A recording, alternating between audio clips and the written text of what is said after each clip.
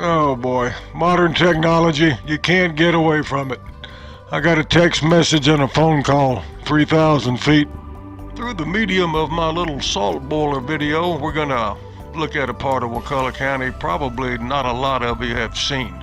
We have a beautiful county, but when you can only look 300 feet to either side of the road, it's kind of tough to really know what you got.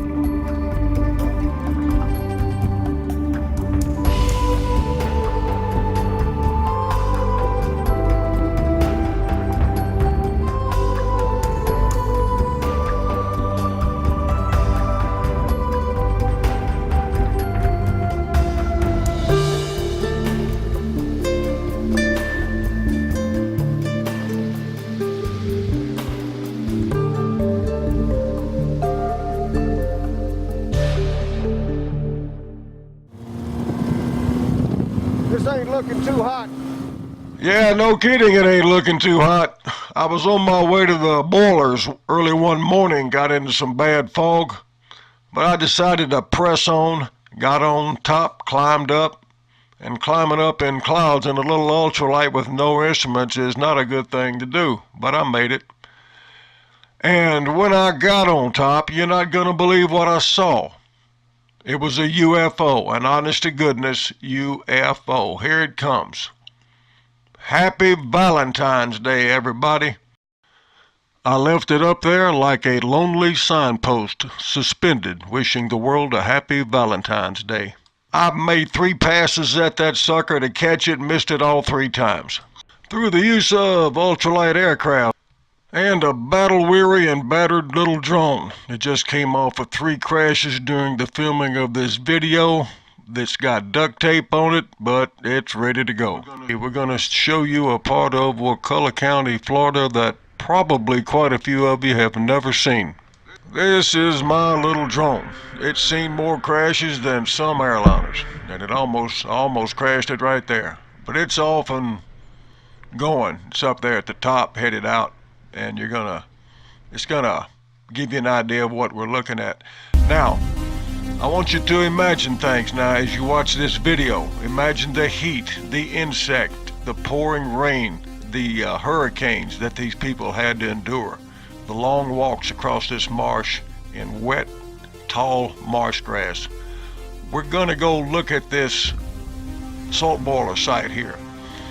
And this, what I'm doing here, is very dangerous, at least for the drone anyway.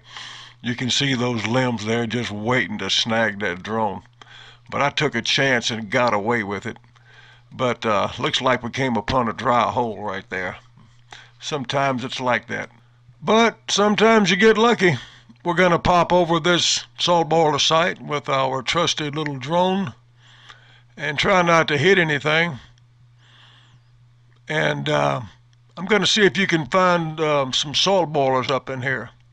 I know exactly where they are. Why? Because I've seen them before. So I landed my little drone, and using it as a camera, I walked in there. The Civilian Conservation Corps was in here in the 1930s all along the Wakulla coast, cleaning the place up, moving the boilers off the mounds, restacking the karst. Some boilers were left on top of the sites and some were taken off. I don't know why. They drug it out. Now while they drug these things out, why couldn't they just destroy them on the boilers themselves without having to drag them out? There's a nice looking one. Might even still have some salt in it. Some sites are so isolated, I'm sure no one has been there since the CCC in the 1930s, and possibly not even then, since the Civil War. At this point, some of you might be thinking, what in the heck is he talking about? Salt and salt boilers and retention ponds. I haven't even gotten to retention ponds yet, but salt during the Civil War and actually throughout the 1800s was very important to the population of the United States. Refrigeration, of course, had not yet been invented. You couldn't just freeze your food. Yes, it was a primary means of preserving meat and fish for future consumption. And salt was useful in a myriad of other ways, from tanning leather to fixing the dyes in military uniforms and feeding livestock. As you look at this salt boiler site, keep in mind this is not quite 160 years old. This thing looks like it was put there yesterday and is ready for production tomorrow. I'll explain more to you as we go along, but for now, let's get ready to go. I started skydiving when I was 16 years old. Had an old guy tell me one day, he said, "What you gonna do with that crash helmet, boy? When you hit the ground at 120 miles an hour, you think that's gonna help you?" He was right. This is called a trike because it's got 3 wheels and it looks like a motorcycle with a wing. In fact, that's what it just about is, a motorcycle with a wing. But it's 52 horsepower and it's made in Austria. It's called a Rotax motor. Up ahead, we have a wonderful addition to our new and improved airport. It's an EPA oil and gas separation barrier. We have no oil or gas sold here. Any aircraft taxiing across this monstrosity stands a good chance of hitting their propeller. My foot coming down will stop that nose wheel from spinning dew into my face. But yes, that is a tire you're looking at in the middle of the runway. There's another one up ahead. So why are there tires in the middle of the runway? It's all about the usual, politics and money. Someone was allowed to volunteer himself by our county officials, and we suffer the consequence. We used to have a lot of fun here. People used to congregate, drive their go-karts and vehicles across the runway to meet arriving pilots. We'd have RC model skydiving, hang glider towing. People from around the area used to come and watch, and all that is gone now. That's Highway 98 underneath me. Air is calm. You can see my hands on that control bar are barely moving. Strange thing about this little aircraft, if you push that bar to the left, you turn right. If you push to the right, you go left. It takes getting used to, but you do. You get used to it like anything else. We're going up to Spring Creek, salt boiler site. Ahead in the sunlight, in the beautiful sunlight, is Piney Island. And to the left is the end of Bottoms Road. It is absolutely calm. That bar is not even moving. Days like this are kind of hard to come by on the coast because of all the wind. I reach down now to my little bicycle cruise control. It's actually very effective, but I've got something to explain to you right now. We're flying into a boiler site. On the right, you'll see what's called a retention pond. These ponds held the water as the tide went out. The boiler operations ran 24 hours a day during the Civil War. The main ingredients they had to have was salt water and firewood. It was all done manually. And that does not include the karst, which had to be hauled in by mule and wagon. Karst was not alluvial to the area. You had to go get it. It was very dangerous work. Of 5,000 people employed along the southern U.S. coast, over 500 were killed. These deaths were caused by disease, accidents, and attacks by Union forces. A young boiler worker by the name of Noah Posey, an ancestor of a local Wakulla County resident, was captured at Mashes Sands Island and died in captivity at Ship Island, Mississippi.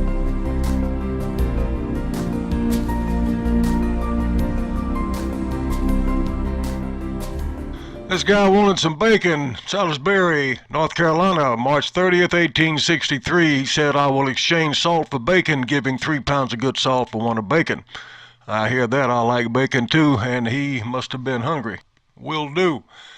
This is what I call a Cadillac salt boiler site. Underneath the brick, you'll see firewood. That had to be a job in itself, just keeping this thing fired up. On top are the long salt boilers themselves. On top is a smokestack belching smoke, telling the Union forces, here we are. To the left, you'll see an aqueduct. It brought water from a steam-powered pump at the water's edge up to the square reservoir you see on the left.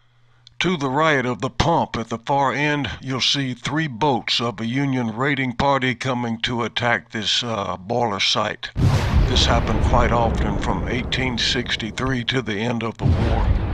The labor was backbreaking and dangerous, and many men exempt from Confederate service found it better to be in a Confederate uniform engaged in line-abreast combat with Union troops. So, what exactly was Wakulla County's version of a salt boiler site?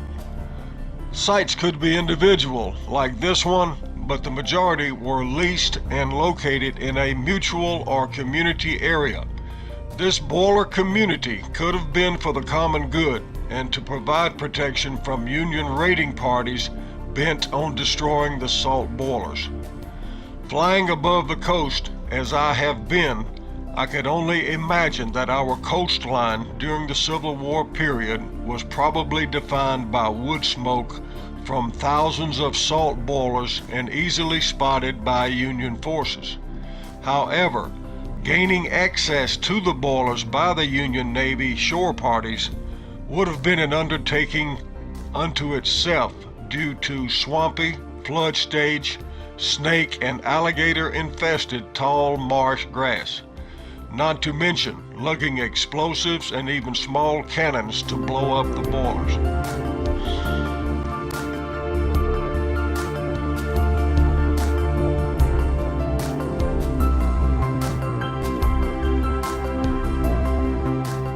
It's such a beautiful morning that I decided to make another turnaround. Johns Island is in the distance along with Appalachia Bay, Piney Island coming up with its last cypress tree. That's a shame. I come around to the Spring Creek salt boiler site just off my left foot. I'm pointing to what I call the boot because it reminds me of the boot of Italy. And to my far left is what I call the main site across the inlet or other sites. You can't see them because the bar's in the way, but take my word for it, they're there. I'm coming back on the power now for the descent, and I'm checking out the boot. We're going to be landing down there. This is what I call the main works. There's probably 20 or 30 salt boiler sites in there as well as the surrounding area. When you come in here, you got to be careful. If you don't, you got a long walk out through 5-6 foot tall marsh grass, mosquitoes galore, no sims. If you're from or live in the area of North Florida, you know what I'm talking about. I put the cart before the horse, but I'll give you our location where I'm talking about. That's our capital city of Tallahassee right there. And we're moving 45 miles down to the coast where the action begins at a place called Marsh's Island. That's it right there. It's lost a lot of land. It used to be a beautiful place. These are salt boilers near Panacea, Florida, which is just north of Marsh's Island. All along the coast here are many salt boilers. That's a beautiful site right there. And it goes all the way to the St. Mark's Lighthouse. We probably have at least 1,000. One particular site is this one here called Spring Creek. We'll be going into that. And we had a lot at Panama City, but nothing compared to the coast of Wakulla County. The boilers went all the way to Tampa, but they were few and far between Tampa and St. Mark's. The boiler started at St. Mark's Lighthouse. Next was Empire, the biggest of all. Then Goose Creek, it was very wide. Oak Island, kind of tucked away back there, Spring Creek, and to the right is Marsh's Island. Keep in mind that there were many more in between.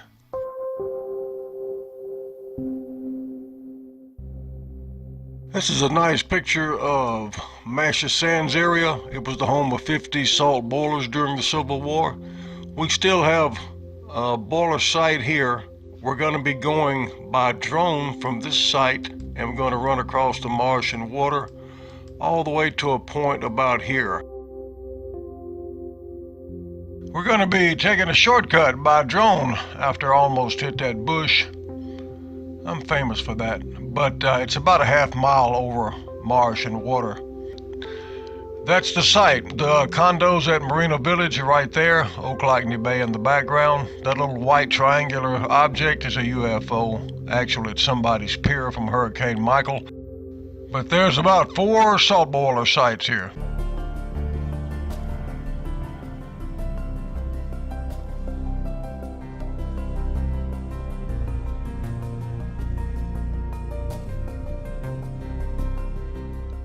This is not one of my better photos, but a decent one of the giant salt works at Spring Creek, the third largest in my estimation. In the background, you'll see Dickerson Bay and the small community of Panacea, so far away you can't see it. Piney Island, then over the boot and across the inlet to the boilers on the north side. Looking north now and across the inlet to those same boilers. This place must have existed in a constant smoky haze back in the Civil War, because these fires were blowing and going 24 hours a day to provide the Confederacy with badly needed salt. There it is. You see how far he is from the water? I got my drone on about a half-mile leash. It's at the end of its tether. He's got a parking ticket. It looks like it says, no parking, City of Tallahassee, something like that. After Hurricane Michael, it's probably sitting somewhere west of Atlanta right now. I was out here late one day, had engine problems, and my flashlight shone on this thing. Now, that looks pretty spooky even in the daytime. I've got a music video coming up, and in it you're going to see a scene like this, but it'll be a moving scene. Now, late in the day, it wasn't quite dark yet, I was shooting that same video, and 3 guys walked out of here. What they looked like, they were not, they were spirits, okay? They were rough looking. They were talking among themselves, looked at me, I waved at them, and they walked back inside. And that's the first and the last time I ever saw them, and I know nobody's gonna believe me, but there it is. When you're out there by yourself, you get kind of spooked. I was wondering, what in the world built this nest? It couldn't have been a horse, a mule, or a rhinoceros. So, see if you can figure it out. 1, 2, 3. Yes, it was Mr. Pig. They sleep on top of these salt boiler sites. He wasn't on that particular site, but if you look under him, you can see straw. He carried his own straw up there. Maybe he's just making his nest. But there's not a lot of pigs out there, though I think this 16-foot alligator would disagree. But you can see that they have to stay elevated because of the high water.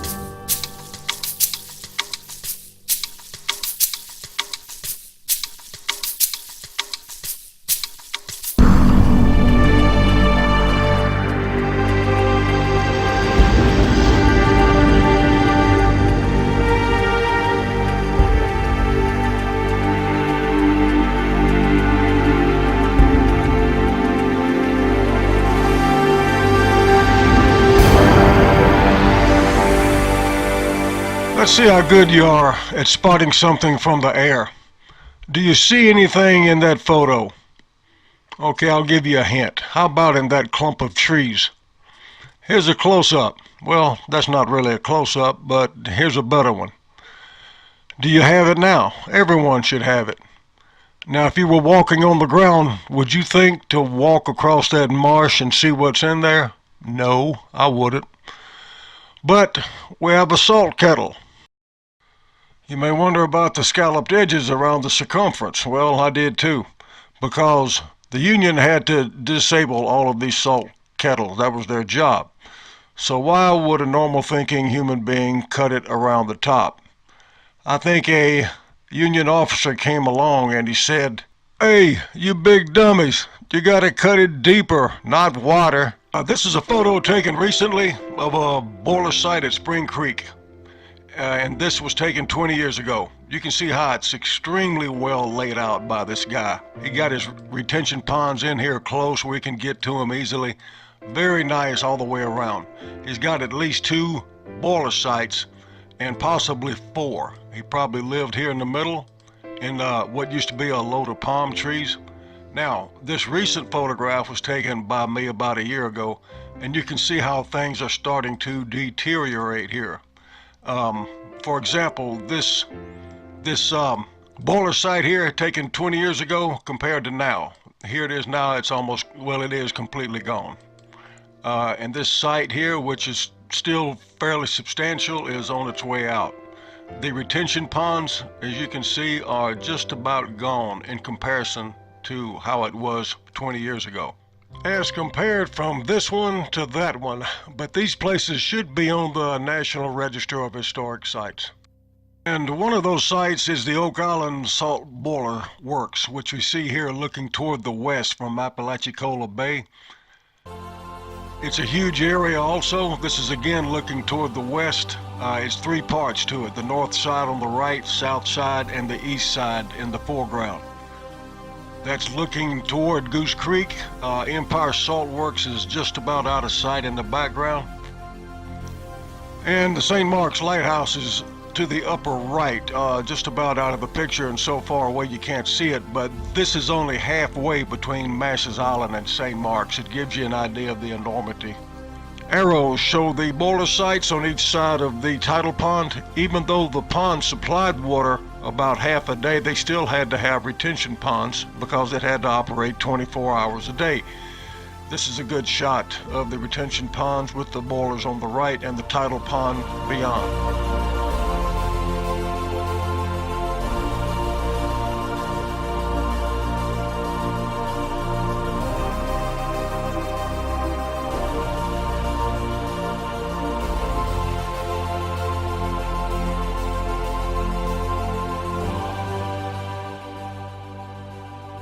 Most of these sites were laid out with a lot of thought behind them, as you'll see in a second. Coming up is an old wagon trail between the south side going north. It's very faint. It can only be seen from the air. This is what happens when you lose control, but I got away with it. I was very lucky. Moving up to the north side now. It's a little muddy, but it's very beautiful up there. There's a crystal clear pond to the right, looking back to the south side. We're going to leave this beautiful place, hop over to the east side. Got something I want to show you. They take advantage of every geological factor that they could find. You can see this low marshy area that leads in from the Gulf. It was a straight shot all the way to the boiler sites on the east side. Taking advantage of natural contours in the land was not uncommon, as shown here at Spring Creek, similar to what was done at Oak Island. There's a retention trough on the left and the right, and everything leads into the main site. Moving back to the north side, we do a panoramic sweep to the south. That old abandoned trail from the Civil War is down there somewhere between the north and south, but you can't see it unless you're right on top of it. But we're going to this south boiler site here, this particular one, because I saw something in it on an earlier pass. It's in there. Let's see if you can find it. It's pretty obvious. Of course, I've seen it. There you go. You got it. There's only one up here, but there's three outside, two in the front and one that was drug off the back that I had never noticed until now. But it's 15 to 20 feet long, and that's just what it's showing now. Let me see if I can get it down here for you where you can actually see something. I think I may have figured it out. After 8 months of working on this video, the Union came in here in the Civil War, removed the end pieces, which made the boilers unusable. They would not hold water. The CCC came in here in the 1930s to fix the place up and remove some of them off the tops. If anybody really knows, instead of guessing like me, I would love to know. If you have access to a reliable source, I think all the old timers are gone, the real ones. What you're looking at, if I'm getting audio, is the end piece of a kettle. You can tell by the curvature. You've got the curvature here that goes up to the lip, and there's a curvature, and this is an old kettle that got blown up or beat with a sledgehammer.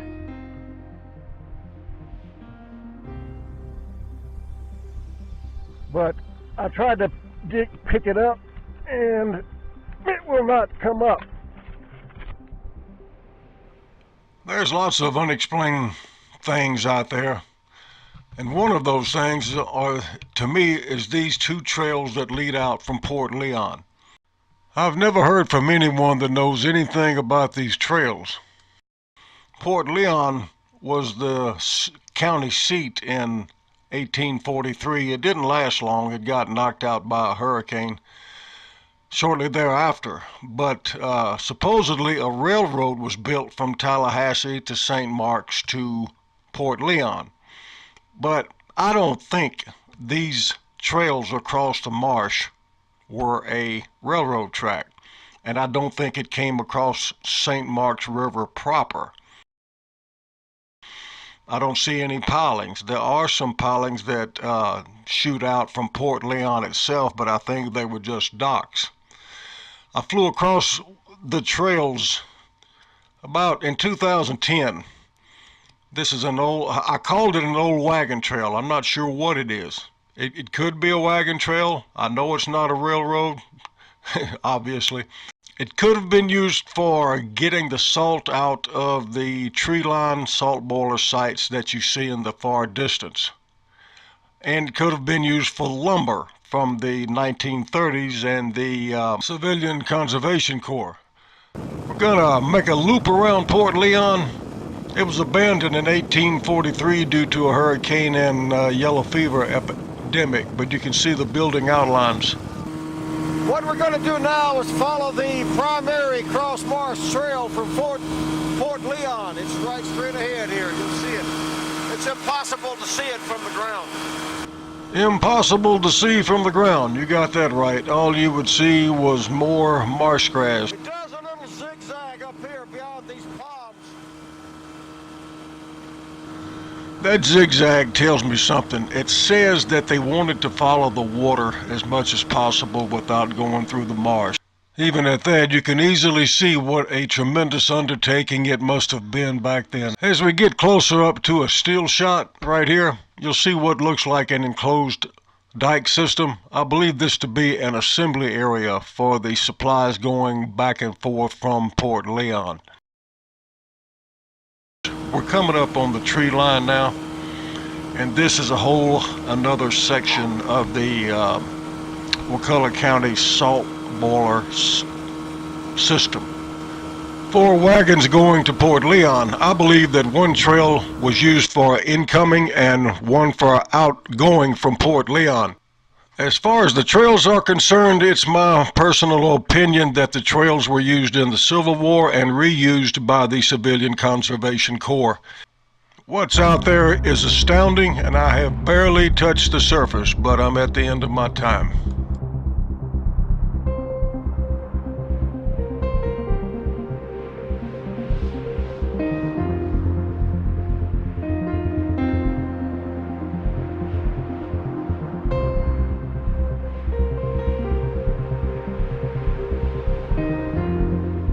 People have asked me, are there any wildlife out there? I said, I've been going out there off and on for 20 years. I've seen a total of 2 deer two big alligators, two flocks of ibis. Oh, they do have a lot of pigs out there, but not as many as you think. But what I'm getting at is wildlife are not stupid. They're gonna go where the easy pickings are, and that's around civilization. They're not gonna be stupid enough to be out there in the wild having to pick up scraps. They're gonna go where the people are. And you'll have some so-called educated experts who'll tell you I'm full of baloney. But who's been going out there for 20 years? Who knows this place like the back of his hand? But just take my word for it. I know what I'm talking about. Tourism in our county, like a lot of other flatland states, is kind of, well, as far as seeing the sights, it's kind of hard to see them because it's all flat. You're driving along in your car, and what can you see? All you're gonna see is a beach, some water, and a couple of trees. You know, I know that not everyone can have an ultralight or even wants one, and would probably crash a drone like I do on a daily basis, but that's what you're gonna see out there. I'm going to include some photographs here that I've taken over the last 23 years of living in this great county. It like anything else, it has its ups and downs, its detractions and attractions, but all in all, it's been a pretty good stay.